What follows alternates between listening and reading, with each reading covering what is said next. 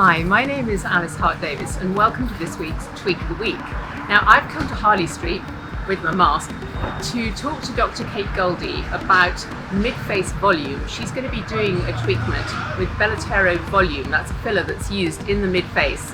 And if you come along with me, we'll go and meet Dr Goldie, meet the patient, watch the treatment, and you can see exactly what it's like. So come on in.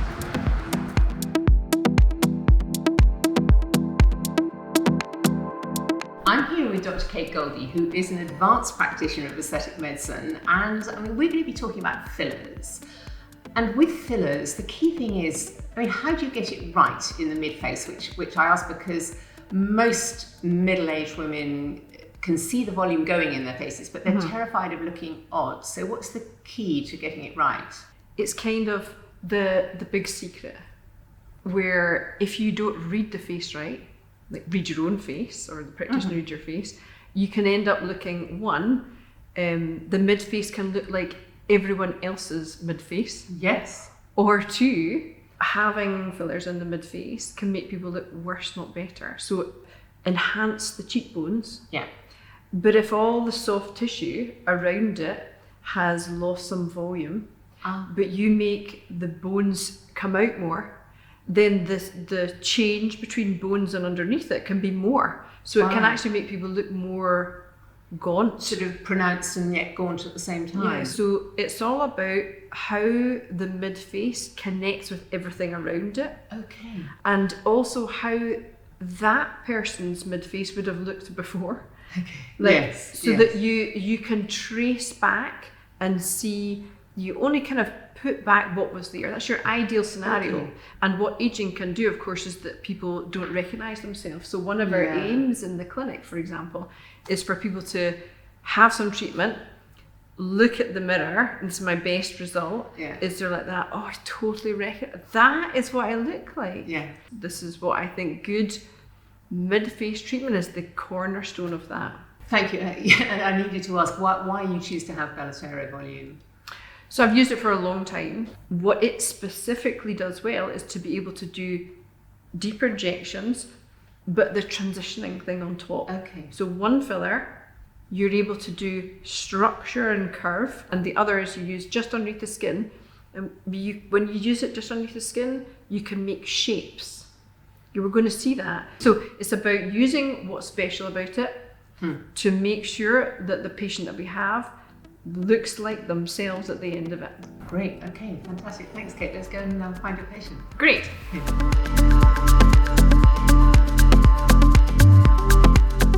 Your face looks fab to me. What is it that you see that you want treating?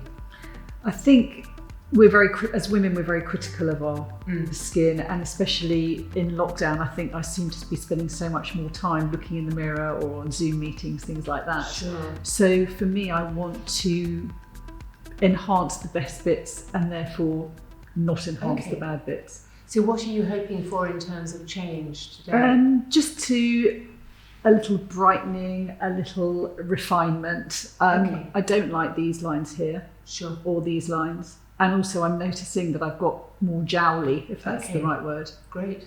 Well, let's see how it goes and what Kate can do. You can already see when you look at Sue's face how she has got great features. She has a lovely expression. She has a sort of a harmony to her face. So these are things that you don't want to mess with, and that's where we start with. And particularly what we're doing is we're going to look at her mid-face. And when we say mid-face, what we mean is her cheeks, but also the bit below it. This is really important. The side, what you actually see is this curve has remained nicely preserved. What's happening is all of the side of Sue's face has become more of a straight line. This is straight, this is a curve. So the front of Sue's face compared to the back of it, curved and straight, this is a classic way that people age. What we need to do is to not add here, but we need to support all of these areas of the face. Wow, okay. And that's what we're going to do. So the whole thing will go curved, but the support from here will mean that this will be lighter. Sure. And in addition to that, when we do this, so imagine it's going to be that sort of shape, a bit more, that this will also frame Sue's eye. So we need to just reframe the eye, support the tissues, and support the lower face. Lovely. And that's what we're going to do. So here, for those interested, we are placing the gel deeply to add structure, to support the face. And we're just injecting really slowly. Remember, we're just replacing tissues and structural tissues where there's a lack of structure. Very gently, just into the lower part of the temple, which will help reframe the eye. That's one injection. And we have almost like a C shape of support from around in the mid-face. And then here's the other thing that we've learned over the years, and that is, like a sculptor, putting it there is only one part of the job. The other part is to hold and mould. Wow. So remember this, the BELOTERO Volume will integrate with all your tissues. Okay, and how long do you have that you can mould it for? We usually think it's about the time, during the time of the treatment. Okay. I like to do it kind of straight away. Yes. Because you sort of see what you're getting. Yeah. So it's really a sculpting. Okay, so we did structure, and now we're going to do shape. So the shaping is putting BELOTERO Volume really just underneath the skin. So I'm very gently moving around, just placing it underneath the skin. Remember, this is a natural substance, hyaluronic acid, which is where it normally would be.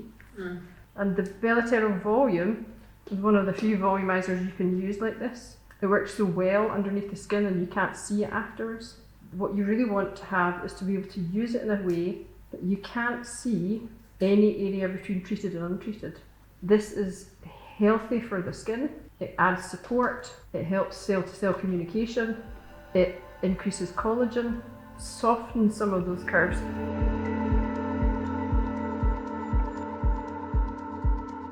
So Susan, what do you think? What do you see? Wow.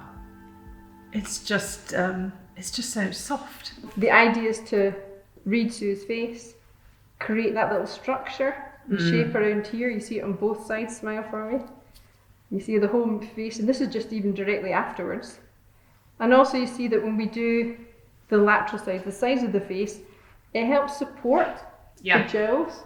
So what should happen is, and I think we see it, it flows from the temple, soft flow. Soft banana. A softening of the transition between the cheek and the mid-face. Just a little softening of the marionette. Gorgeous. That comes into like a slightly softened chin. So all of that is one flow. And utterly natural. And utterly natural. Totally. Thank you, Susan. Thank you so much for letting us film that.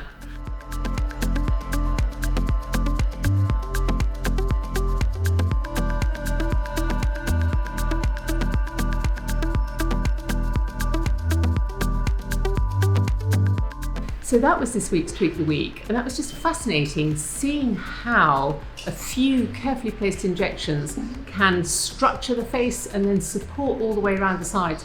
And what I hadn't realised is Susan, the patient, was needle phobic, and yet she found it comfortable enough. So pain-wise, I'd say that's pretty low. And also for aftercare, all she's got to do is keep it clean. Clean mask is what she's gone away with. And look after the area and not push it around for the next 24 hours while it settles. But it was a brilliant demonstration of how injectable filler can be used to give a real softening to the face and restructure it, but in a way that looks entirely natural. I hope you enjoyed that.